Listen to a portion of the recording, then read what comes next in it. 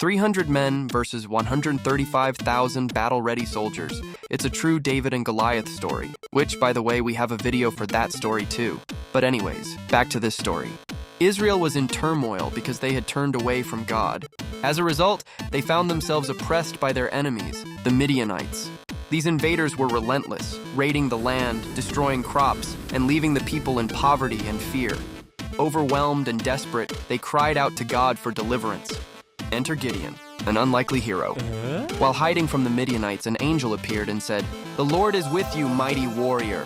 Gideon looked around and said, "Who, me?" The angel told Gideon that he'd been chosen to save Israel, but Gideon was skeptical and full of self-doubt.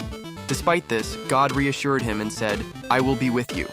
But Gideon's faith journey was just beginning. God told him to tear down his dad's altar to the false god, Baal. Gideon obeyed, but he did it at night because he was afraid of people seeing him. The next morning, chaos erupted when the townspeople discovered the destroyed altar. But Gideon's dad defended him, saying, "If Baal is a god, let him defend himself." Soon after, the Midianites and their allies gathered to attack Israel. The Spirit of the Lord came upon Gideon, and he rallied an army from the tribes of Israel. But before leading them into battle, Gideon's doubts resurfaced. He asked God for another sign. Two, actually. First, he placed a fleece on the ground and asked God to make the fleece wet with dew while the ground stayed dry. God does it. Then Gideon asked for the opposite, dry fleece and wet ground. Once again, God made it happen. Now Gideon was ready for battle, or so he thought. With 32,000 men at his side, he felt more confident, but God had other plans. "You have too many men," God said. "I don't want Israel to think they won by their own strength." So Gideon told everyone who's afraid to fight to go home. 22,000 men left, leaving only 10,000. God said, "That's still too many." He instructed Gideon to take the men to the water for a test. He removed the men who lapped the water like dogs from those who knelt to drink.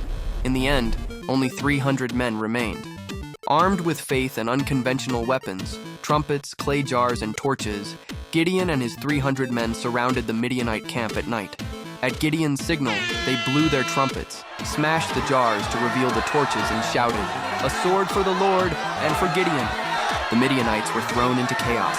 In their panic, they turned on each other and fled. Gideon and his men pursued them, and with God's help, they achieved a stunning victory. The enemy was defeated, and Israel was finally free. Despite his flaws, Gideon's story is a powerful reminder of what God can do through ordinary people who have courage and faith. Thanks for watching this episode of Retro Bible Stories. Be sure to follow or subscribe for more videos like this. See you next time.